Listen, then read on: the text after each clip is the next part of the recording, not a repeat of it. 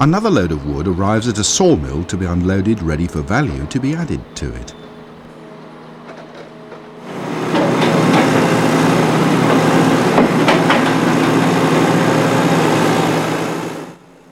The development of the British timber industry, using wood from Britain's forests, has been a major success story. Over £1.6 billion has been invested in sawmills and paper and board mills over the last 15 years, and a further £2 billion is expected to be invested over the next 15 years, creating many new jobs. Sawmills have moved on, investing in new technology and demanding an increasing supply of high-quality timber to support and grow markets that have been developed for wood and wood products, despite the introduction of plastics. Wood offers an excellent strength-to-weight ratio. It's easily worked and relatively cheap to buy. It has wonderful green credentials, and with the planting of species like Sitka spruce, which grows well in our climate, we're assured of a product to fit the expanding markets.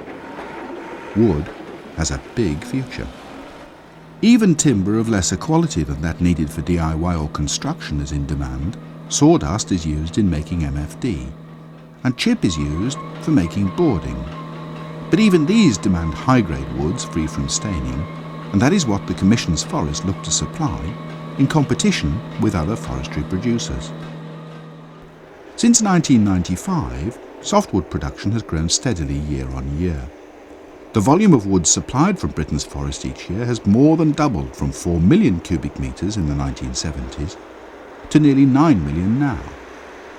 This will increase to 15 million cubic metres by 2020, offering scope for further substantial investment in the processing industry.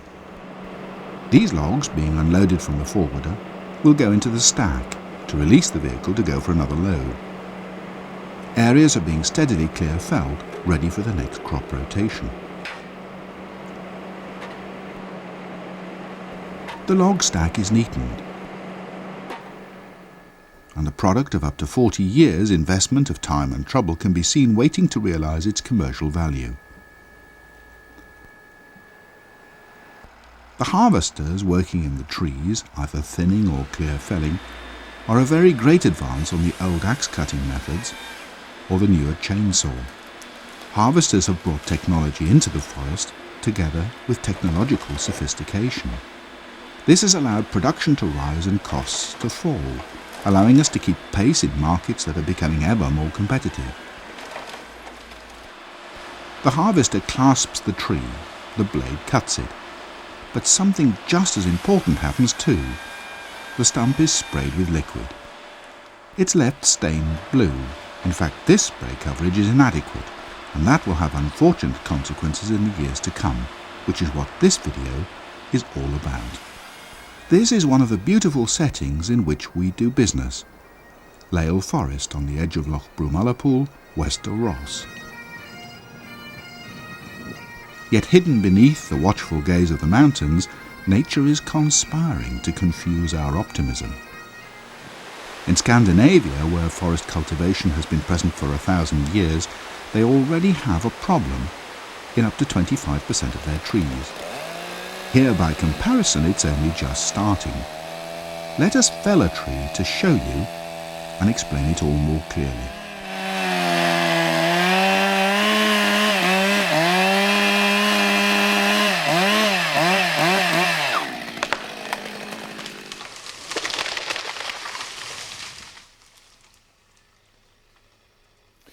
The heartwood of this recently felled 40-year-old Sitka spruce should be a pleasing honey colour.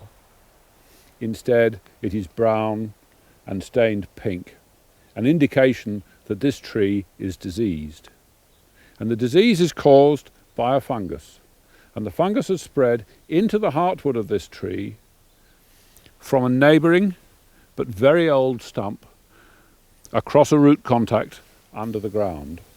The consequences of this are to render the timber useless for any commercial purposes. The problem with this disease is it cannot be seen until the tree is felled, when you get a very unpleasant surprise. However, there are some external indications that trees may be diseased. Some indications can be seen on old stumps. For example, this old larch stump has a fruit body of the fungus growing on it. This is clearly in root contact with the tree which became diseased, and there's a root contact point down in here.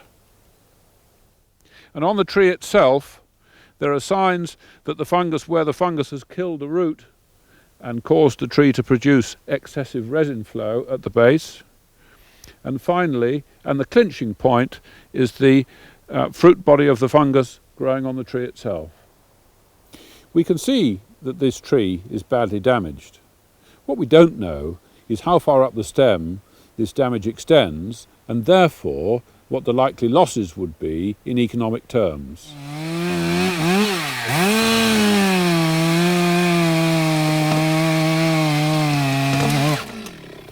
We've got up to 2 metres here. The fungus is still present and the wood is decayed. So we're going to go up another 2 metres and see what's happening there.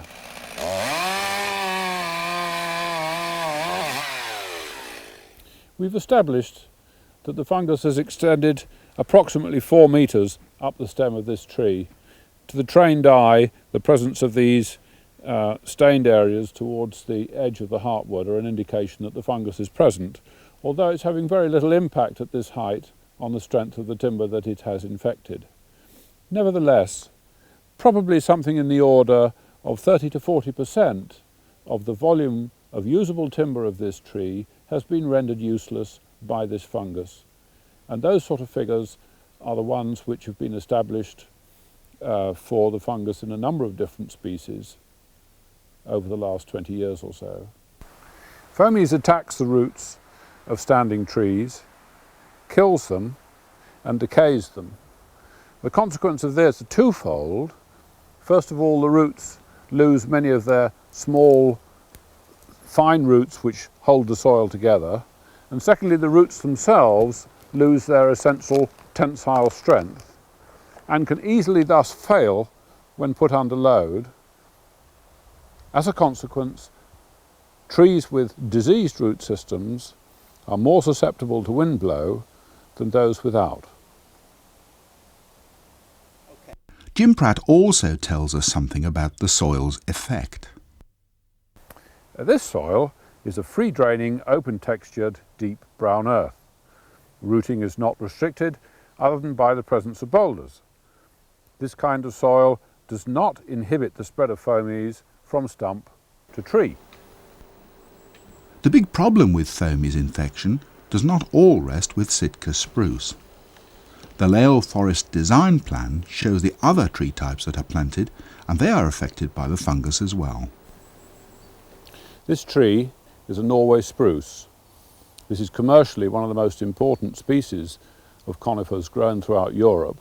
It's highly susceptible to this disease, as is evident from this section cut from the butt of this tree here. The infection is also quite clearly shown in the stump.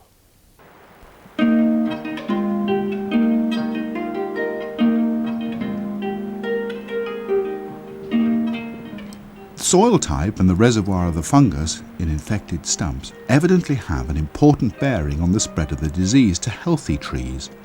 And so we move south from Lael to Farrygate near Inverness to hear more about this from Jim Pratt. The fungus spreads by means of airborne spores liberated from perennial fruiting structures such as this at all times of the year in Britain. The spores are produced in huge numbers, about 250,000 per square centimetre of this pore surface per hour. The spores are elliptical in shape, they're very small, 0.004 of a millimetre in diameter, and they're carried aloft on currents of light air and dissipated over very large distances. For example, they have been captured still in a viable condition 300 miles out into the North Sea. Within 2 weeks of being felled in September 1989, the surface of this stump was infected by airborne spores. These germinated on the surface and grew down through the woody tissue, eventually colonizing almost all of this stump mass. The fungus then spread out and grew along the roots of the stump. Where the stump roots came into contact with roots of an adjacent, healthy, living tree, as here and as under here, from this point of contact, the fungus has moved from the stump root and has killed portions of this living lateral root. It has then grown up through the dying root and has induced the tree, as a response to infection, to produce resin. Subsequently, it is moved from this root in towards the heartwood and is manifest itself as an area of stain and early incipient decay on the edge of the heartwood and the sapwood. When the fungus causes an infection like this, it kills parts of the roots, other parts remaining alive. In this case, it's possible to see, by virtue of the colour of the wood underneath the bark, that the root is dead, at least up to here.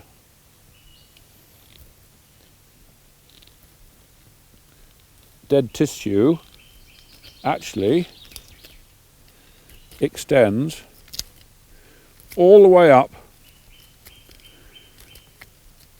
to a point where the fruit body is growing. Live tissue is here, so the junction between the dead and the live tissue is right up here. Disease spread depends upon the contact between an infected root from a stump on the one hand and the live root of an adjacent tree on the other. And as you can see from these samples of a successful disease transfer, the contact is very tight. However, the important thing is the soil in which the trees were planted, since this essentially determines the rate at which the disease transfer happens and the probability of its success. The soil on this site, which is a sandy, gritty loam, is clearly conducive to the growth of the fungus. On other soils, dominated by peat, the fungus is incapable of surviving on the outside of roots for sufficiently long periods to cause disease in adjacent, neighbouring, live, healthy tree roots. The presence of the fungus in the heartwood of the tree has two effects. First of all, the fungus produces enzymes which destroy the structure of the wood itself. Secondly, the tree reacts to the presence of the fungus by producing a staining column on the edges of the infection column. Both these effects reduce the value of the timber product. The fungus will grow steadily up the stem, possibly to a height of 6 or 8 metres, if left long enough. Whilst it does so, the decay which is formed of the product is reduced still further.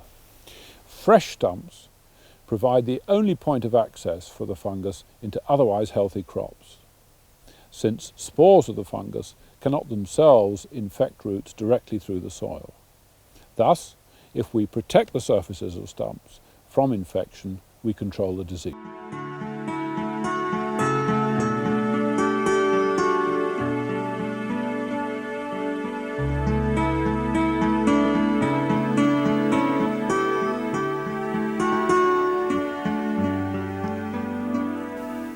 This is Thetford Forest. What we're standing in here is a second rotation Corsican pine crop planted in 1992. As you can see, what we've got here is a dead tree and 2 dying trees in amongst all these healthy ones. The question is, why is this happening? Here we have the culprit. This is the fruiting body of Heterobasidium annuum, otherwise known as Fomes. The roots from an infected first rotation stump have come into contact with the healthy roots of the second rotation crop and killed the tree. Here in Thetford Forest, on the flat and sandy soils of East Anglia, we can remove the reservoir of infection by removing the stumps from the ground. We want to remove as much of the woody material as possible in addition to the stumps, so that we're minimising the risk of Fomes infection in the second rotation crop. The problem is the long survival of the fungus in infected stumps and its capacity to spread the disease into the next rotation. Uprooting the old stumps is possible because of the area's flatness and sandy soils. Let us summarise before moving to other less dramatic means of control. Fomes spores are everywhere in the air around us.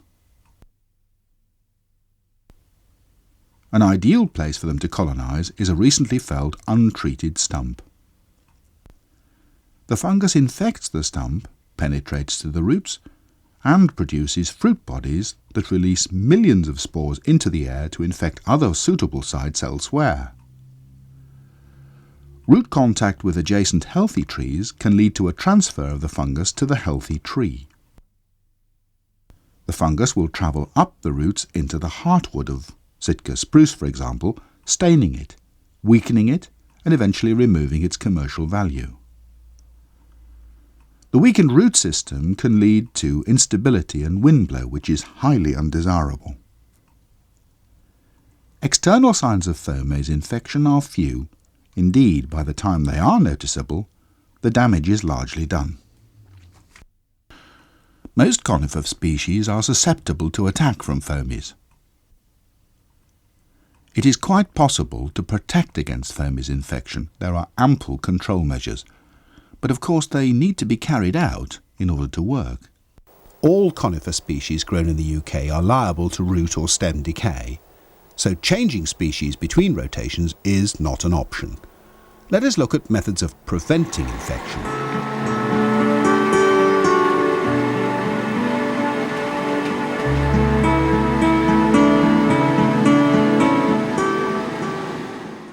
Ermex Environmental at King's Lynn in Norfolk make a biological Fomes control agent for the pines of Thetford Forest.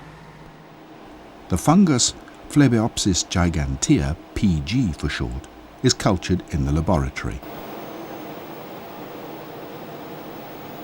Live PG spores are placed in suspension in a water-based medium. Indicator dye is added and the liquid is sealed in a sachet dose for use as a fungicide. The sachets, stuck on cards placed in a box, need to be kept from getting too warm. Each sachet is dated, and they should be kept out of the sun, as the living spores will die if left exposed on a warm day. When required, the insulated box is brought out from the cool of the shade. It is checked to see that it is in date, as if left unused for too long, the suspension loses its potency. There is an instruction card with information about the PG suspension contained in the box. Although PG suspension is not dangerous, kosh regulations apply to the medium and should be observed. A sachet is detached from the card and the remainder returned to the insulated box.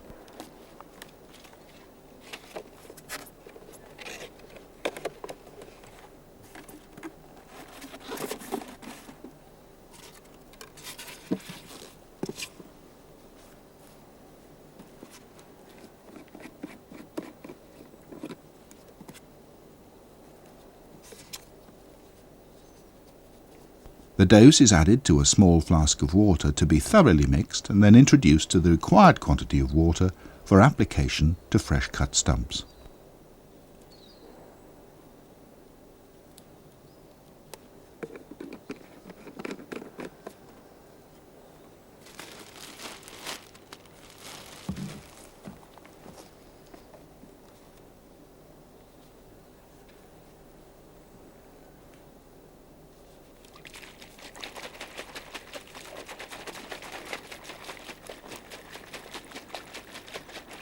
PG must be applied within 24 hours of felling, and this can best be done as the trees are cut through the harvester's cutting bar spraying system. The subtlety of this method of biological, it is a highly effective method of Fomes control in pine. PG is not suitable for spruce, however. The more traditional substance sprayed on fresh cut stumps to combat Fomes is a urea solution. This is supplied has a pre-dissolved dyed liquid at 37% strength for machine application. It is held in the harvester's onboard reservoir, and just like PG, urea solution from the reservoir is sprayed onto the stump when the cut is made. This can be seen clearly when the head is demonstrated. The spraying liquid emerges from the holes underneath the bar.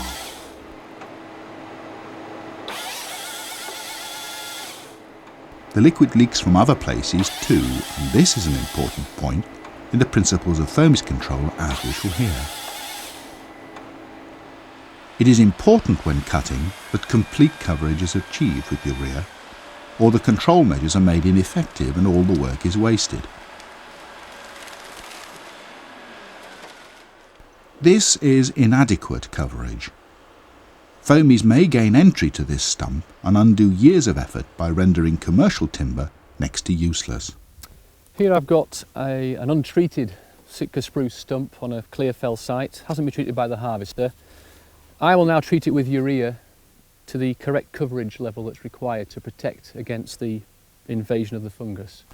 Urea works by breaking down to release free ammonia. It is the ammonia that kills the spores of Fomes, thus protecting the stump from infection. Here we have a Sitka spruce stump that's been felled by a harvester on this site, and it is typical of quite a lot of stumps on this site and probably many others in this area. Incomplete coverage of the stump surface with urea, which in the future could lead to problems with Heterobasidian infection. This problem of incomplete stump coverage is widespread throughout Britain. There are many reasons why this is happening. It could be the application method, the machinery being used, or some other factor. That is why research is necessary into this problem. It was painstaking research that discovered the information on exactly how Fomes infects and spreads. The question being explored here, in an endeavour to develop more efficient and economical treatment methods, is how far can control spraying affect the infection rate in adjacent untreated areas. Then there is the question of the size and distribution of the cutting bar spraying holes, governing the quantity and placement of the control liquid. Work is being conducted with this apparatus to calibrate the timing, flow rate and hole positions to suit the crop being felled and the harvesting head that is fitted, since each differs. The objective is to apply an appropriate quantity of fluid evenly over the entire stump, whilst minimising waste that may cause unacceptable collateral damage to wildlife around the stumps. In Scandinavia, where Norway spruce has been harvested for 1,000 years, the Fomes fungus has gained a firm foothold in about 25% of forests. In Britain, the number of infected trees in our more recently planted forest is less than 1%. Effective control measures, properly applied, will keep it that way. We wish to see the growing commercial value of our wood preserved, and the work of everyone safeguarded, not wasted, and the potential of the Commission's forests for leisure enjoyment secured for everyone.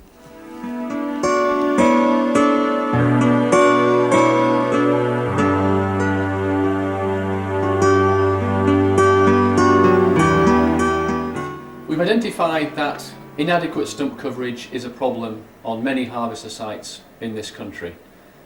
There are many factors that could explain why that's happening, and one of them, for example, could be: is the equipment being used clean and serviceable? Are the delivery tanks clean? Are the barrels clean? Is the actual machine and its system clean? Are there any obvious leaks? Are any holes in the guide bar blocked if you're using through the bar application? Or is the nozzle blocked? Is the bar mounted properly? If it's not mounted properly, that could lead to excessive spillage, which is not what we want. We want the stump treatment solution on the stump, not on the ground. Are the settings correct? Is the pump pressure being set correctly? Has the pump flow being set correctly? Are the tanks clean and full? Has sawdust or other debris fallen into the tank when you've been filling it? What about maintenance of the system? Have you got any problems with the system? If these problems persist, report to your supervisor. This is the natural world, and we must respect all that is in it. A tiny spore from an opportunist fungus is waiting to take full advantage of any favourable chances we offer. If not protected against, it will prosper naturally at our expense, undoing the work of years and blighting the woodland, reducing its commercial worth. We have adequate means to deny foamies its opportunity to spoil our forests. Now its methods and its effects are known, let us prevent it from doing us damage.